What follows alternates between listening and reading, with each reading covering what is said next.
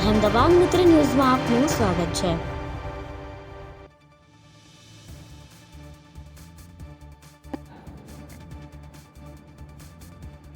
વડોદરાના કોયલી ખાતેની IOCL રિફાઇનરીમાં ગત રોજ 11 નવેમ્બર 2024 બપોરના 3:30 વાગ્યે મોટો બ્લાસ્ટ થયો હતો। ત્યારબાદ રિફાઇનરીમાં વિકરાળ આગ ફાટી નીકળી હતી। આગ લાગતાની સાથે જ ધુમાડાના ગોટે ગોટા નીકળ્યા હતા।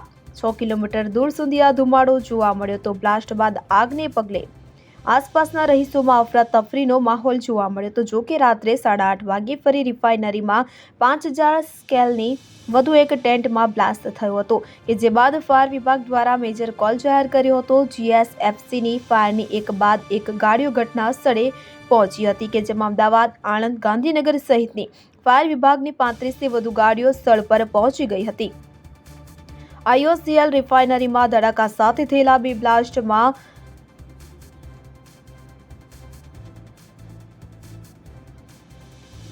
બે લોકોના મોત નીપજ્યા હતા, જ્યારે બેને ગંભીર ઇજા પહોંચતા સારવાર અર્થે ખસેડવામાં આવ્યા છે। 15 કલાકથી વધુની જહેમત બાદ ફાયર વિભાગે આજે સવારે 7 વાગ્યાની આસપાસ સંપૂર્ણ સ્થિતિ કંટ્રોલમાં હોવાની માહિતી આપી છે।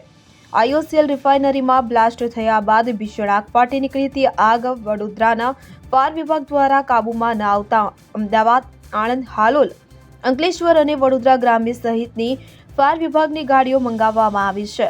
આગની ઘટનામાં 3 કર્મચારીઓ ઇજાગ્રસ્ત થયા હતા, જેમાંથી 2 ઇજાગ્રસ્ત કર્મચારીનું સારવાર દરમિયાન મોત નીપજ્યું છે, જ્યારે અન્ય એકની હાલત ગંભીર હોવાનું જાણવા મળી રહ્યું છે। તો બીજી તરફ આગ કાબૂમાં લેનાર એક ફાયર કર્મી પણ ઇજાગ્રસ્ત થયો છે। હાલ કર્મીને સારવાર અર્થે હોસ્પિટલ ખાતે ખસેડવામાં આવ્યો છે। 15 કલાક સુધી સમગ્ર કોયલી વિસ્તાર ફાયર બ્રિગેડ અને એમ્બ્યુલન્સના અવાજથી ગુંજતો રહ્યો હતો। પોલ્યુશન બોર્ડના રિજનલ ઓફિસર JM મહિડાએ જણાવ્યું હતું કે 3.5 કલાકની આસપાસ આગ લાગી હતી। હાલ સુધી ઇજાગ્રસ્તોની કોઈ માહિતી નથી। આસપાસના ગામોમાં હાલ કોઈ ચિંતાનો વિષય નથી। જરૂર પડશે તો લોકોને સાવચેત કરીશું। આ ધુમાડાના રેડિયેશનને કારણે નુકસાન થઈ શકે છે। આગ લાગવાનું કારણ હજુ સુધી સામે આવ્યું નથી। दोपहर 3:15 बजे के आसपास ये जवाहरनगर थाने के गुजरात रिफाइनरी IOCL के अंदर बेंजीन टैंक के अंदर एक ब्लास्ट हुआ। ब्लास्ट होने से कंपनी में पैनिक का एटमॉस्फेयर हो गया। इस एक बेंजीन टैंक के साथ दूसरी टैंक एडजॉइनिंग थी, उसमें भी आग लगी और उसमें भी ब्लास्ट हुआ है। मतलब 2 बेंजीन टैंक में ब्लास्ट हुआ है। अभी एक आदमी की मौत हुई है जिसका नाम धीमंत मकवाणा है और 2 आदमी को चोट लगी है। दोनों हॉस्पिटलाइज है।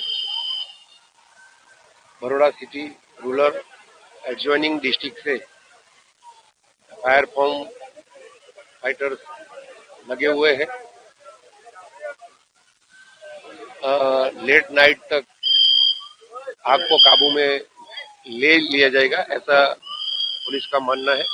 और आजू बाजू के जो लोगों को है उनको भी हमने इन्फॉर्म किया है, अलर्ट किया है। और पुलिस पेट्रोलिंग, पुलिस सुबह और नाइट में कंटिन्यूस रहेगी। पहले एक बेंजीन टैंक में आग लगी थी, उसके एडजॉइनिंग दूसरी टैंकर में भी आग लगी है। 2 टैंकर बेंजीन की है, उसमें आग लगी है। અહેમદાબાદ મિત્ર ન્યૂઝની YouTube ચેનલને સબસ્ક્રાઇબ કરો અને બેલ આઇકોન જરૂરથી દબાવો, જેથી દરેક મહત્વના વિડીયોની નોટિફિકેશન તમને મળતી રહે।